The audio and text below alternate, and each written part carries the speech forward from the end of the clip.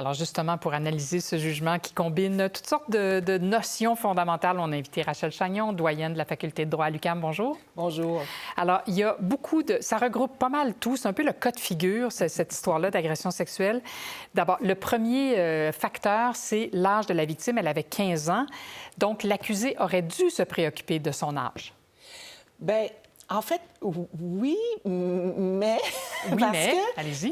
l'accusé a 18 ans. Donc, il y a moins de 5 ans de différence entre l'accusé et la victime, ce qui fait que, techniquement, aux yeux du Code criminel, l'accusé, dans un premier temps, peut rentrer dans les exceptions prévues par la loi, parce que la loi prévoit que l'âge du consentement est de 16 ans, mais qu'on peut faire des exceptions lorsqu'il y a 5 ans et moins de différence. Alors, entre... 16 et 18 ans, 15 et 18, 15 et 19, c'est encore dans la limite du droit. C'est encore dans la limite du droit. Et là, à ce moment-là, la couronne, elle doit quand même faire la démonstration que même s'il y a une distance en âge réduite entre les deux personnes, l'accusé est une personne qui est soit en position d'autorité, soit en position d'exploiter sexuellement la victime d'une façon ou d'une autre, et qu'il n'y a pas vraiment de relation entre eux qui permettrait d'expliquer la relation sexuelle. Donc, c'est-à-dire qu'on a ouvert une exception pour les cas de jeunes adolescents qui ont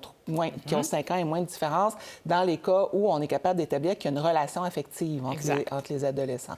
Mais ça vient quand même rajouter certains éléments à ce que la couronne doit démontrer. Là. Bon, si elle avait été consentante, donc ce que vous nous dites, c'est que son âge n'aurait pas vraiment été un enjeu puisqu'il y avait seulement 3 ans de différence.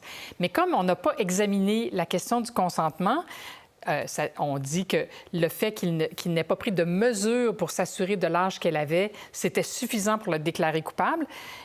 Ça reste quand même une agression sexuelle, mais c'est central, le consentement, dans cette affaire-là, non? Bien, ça dépend comment... un jour, on va pouvoir lire le jugement. Mais il y a toute la question, à savoir si on considère que l'accusé était dans une position d'exploitation de la victime, qui était dans une position d'autorité face à elle, qui était dans une position de la contrainte. Là, à ce moment-là, l'âge peut être un facteur déterminant parce qu'à partir du moment où on est dans ces éléments-là de contrainte, d'exploitation, on n'a pas à démontrer le consentement de la victime parce que le consentement de la victime, vu qu'elle a moins de 16 ans, devient non constitutif ou non pertinent.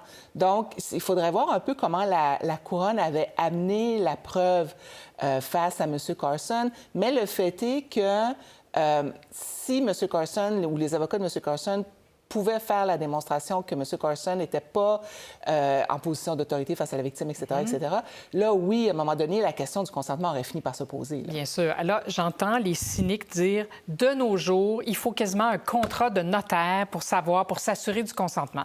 Soyons réalistes, il y a des façons sensées et raisonnable de s'assurer que la victime, que la participante consent à l'activité sexuelle. Je pense comme vous, qu'il y a quand même un minimum qu'on peut faire quand on rentre dans une relation sexuelle avec quelqu'un pour s'assurer que la personne consent.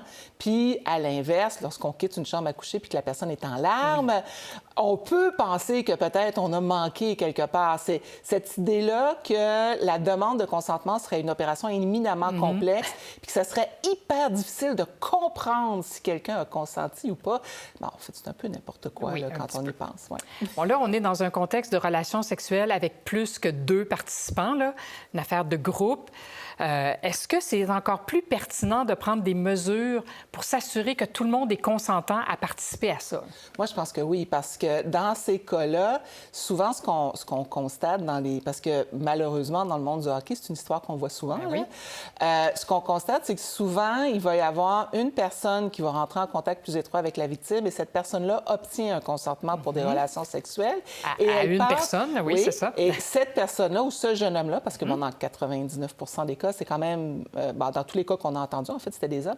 Ce jeune homme-là semble croire que par magie, le consentement que la victime lui a donné à lui s'étendrait automatiquement à tous ses amis qui l'invitent avec lui, sans souvent prévenir la victime. Hein? Notons aussi que ça, c'est un élément qui est quand même important. C'est que, là, je ne connais pas le cas précis de cette affaire-là, mais souvent, ce qu'on a dans ce genre de situation-là, c'est que la victime avait invité une personne et que c'est sa surprise de découvrir que la personne n'arrive pas seule. Donc, dans ces cas-là, c'est clair qu'il y a des questions qui doivent se poser par rapport au consentement. C'est encore plus précieux d'obtenir et de prendre les mesures raisonnables. Bien, il me semble qu'il y a un petit minimum à faire. Il N'est-ce faudrait pas? peut-être enseigner à certaines personnes. Rachel Chagnon, c'est toujours très éclairant et très intéressant de vous entendre. Merci beaucoup. Ça m'a fait plaisir. Bonne revoir. journée. Pour voir nos émissions en entier, rendez-vous sur la chaîne Ici RDI.